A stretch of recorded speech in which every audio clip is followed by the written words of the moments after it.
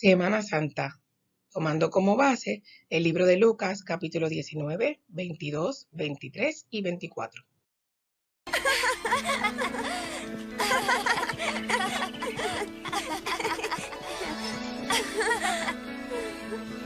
El milagro de amor a mi vida llegó y sucedió con sencillez, cual se siente el calor o se oye una canción que habla de mí. Así es un milagro de amor. El milagro de amor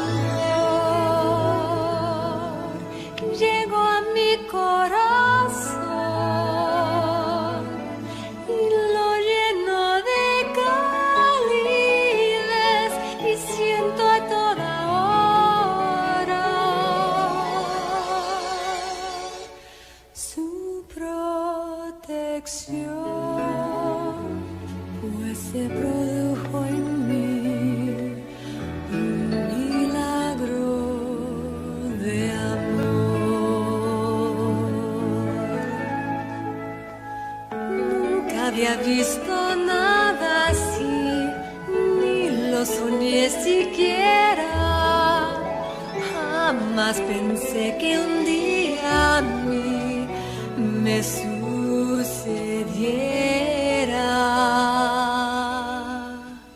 El milagro de amor es como una canción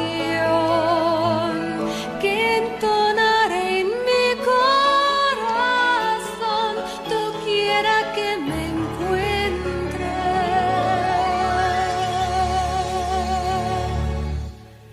Yo estoy agradecida y creeré toda mi vida, pues en mi alma se anida el milagro de amor.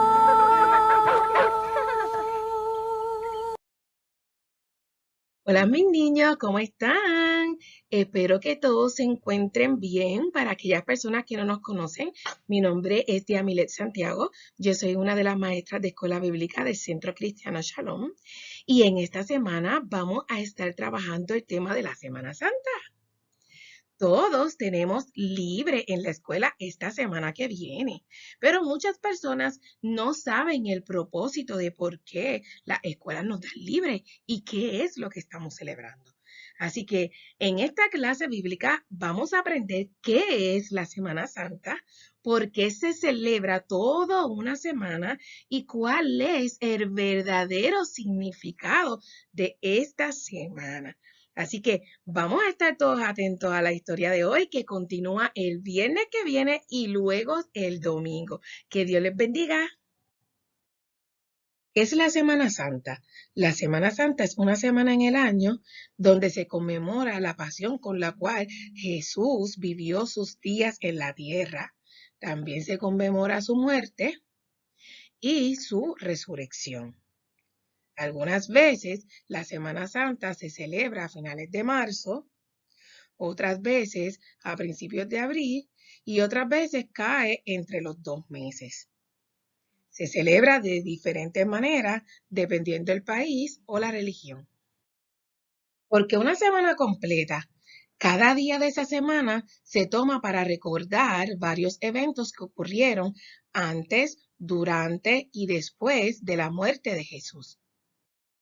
El primer día de Semana Santa se le conoce como Domingo de Ramos. En este domingo se recuerda lo que dice en Lucas 19 sobre la entrada triunfal. En esta historia de Lucas se narra cuando Jesús le dice a 2 de los discípulos que vayan a buscar un pollino o un burrito que nunca antes haya sido montado por alguna persona.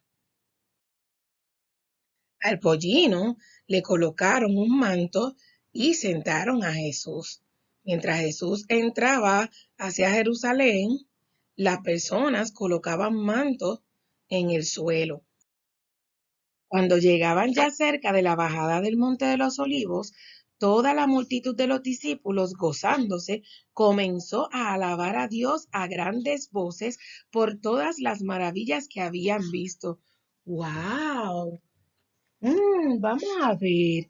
Primero montaron a Jesús en un burrito, después la gente empezó a poner mantos en el suelo para que él pasara.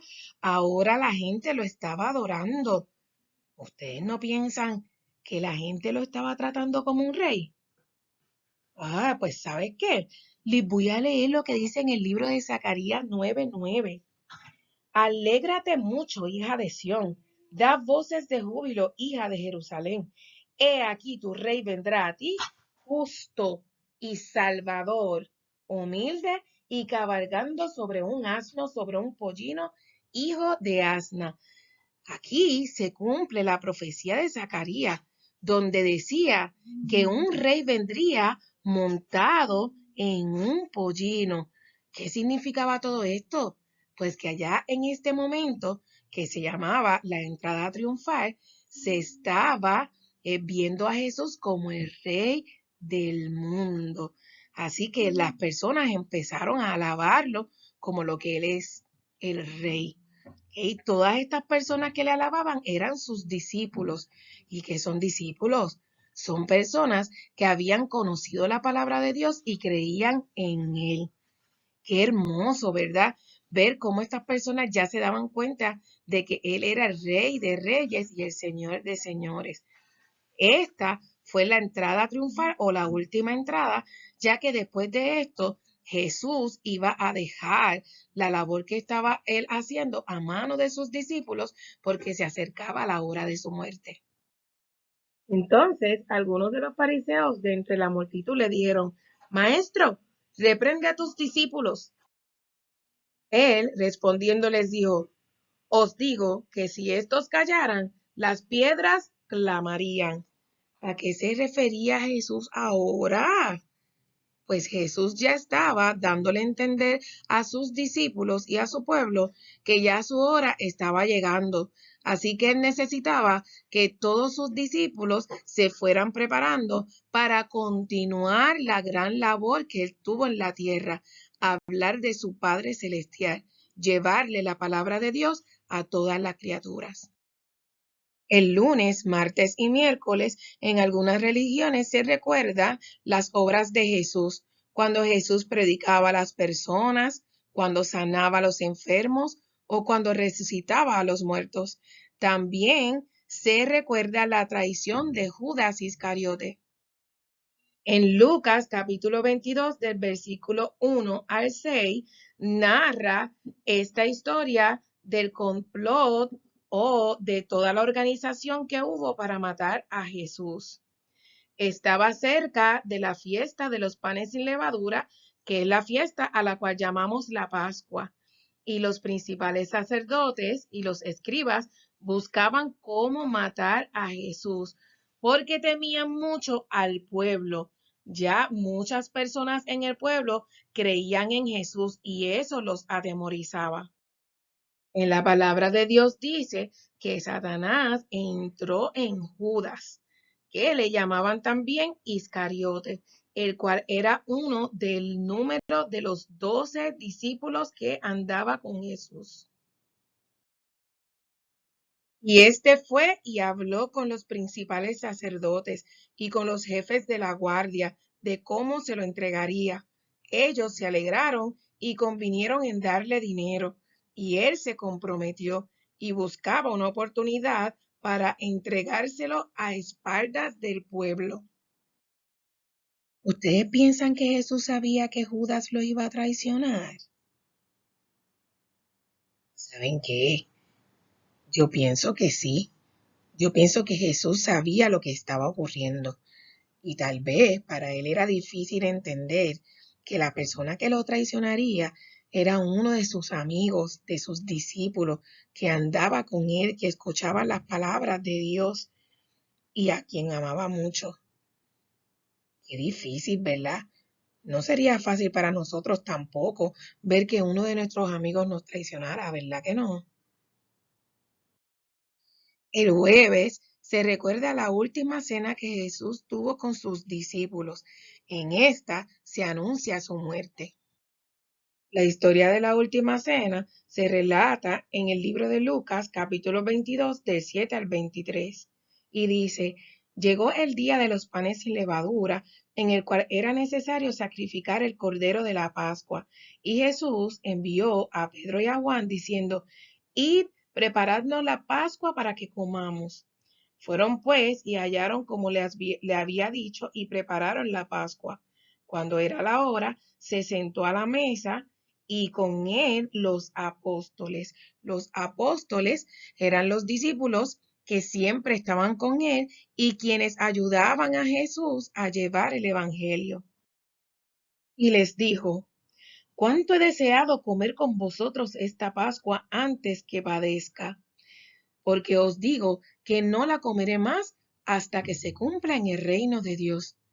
¡Wow! Yo me imagino que en ese momento los apóstoles estarían todos sorprendidos, confundidos. ¿Qué significaba antes de que padezca? ¿Qué iba a padecer Jesús? ¿Qué se tenía que cumplir? Y habiendo tomado la copa, dio gracias y dijo, tomad esto y repartidlo entre vosotros, porque os digo que no beberé más el fruto de la vid hasta que el reino de Dios venga. Los apóstoles, obedientemente, y tal vez sin entender qué era lo que estaba ocurriendo, tomaron la copa, la pasaron entre ellos y cada uno bebió. Y tomó el pan y dio gracias. Lo partió y les dio diciendo, este es mi cuerpo, que por vosotros es dado. Haced esto en memoria de mí. Los apóstoles obedientemente tomaron su pedacito de pan y lo comieron. De igual manera, después que hubo cenado, tomó la copa diciendo, esta copa es el nuevo pacto en mi sangre, que por vosotros se derrama. ¡Wow! Primero el pan partido, que es su cuerpo, ahora la copa de vino, que era como su sangre. Así era que el Señor le estaba dejando saber a sus discípulos lo que iba a ocurrir. Mas he aquí, la mano del que me entrega está conmigo en la mesa. A la verdad, el Hijo del Hombre va según lo que está determinado, pero ay de aquel hombre por quien es entregado. Entre ellos comenzaron a discutir entre sí. ¿Quién de ellos sería que iba a entregar a Jesús? Todos estaban confundidos. Y Jesús respondió y les dijo, es uno de los 12, el que moja conmigo en el plato. ¿Y quién había sido el que había traicionado a Jesús? El que estaba a su lado, Judas Iscariote. Cuando Judas se dio cuenta que Jesús sabía todo lo que tramaba, se levantó de la mesa y se fue. El relato de la última cena nos enseña que Jesús ya iba preparando a sus apóstoles para su muerte. Tal vez los apóstoles no sabían lo que estaba ocurriendo o lo que Jesús decía con sus palabras. Tal vez no se podían imaginar la magnitud de los eventos que iban a ocurrir. Pero Jesús tenía los detalles. El pan que era roto significaba su cuerpo que iba a sufrir por los látigos y por los clavos que le pusieron en sus manos y en sus pies. La copa de vino significaba la sangre que él iba a derramar en esa cruz, sangre que derramaría por amor a nosotros, por el perdón de todos nuestros pecados. Y aquí ya vamos viendo cuál es el verdadero sentido de lo que es la Semana Santa. ¿Saben qué he aprendido con este relato de la Cena del Señor?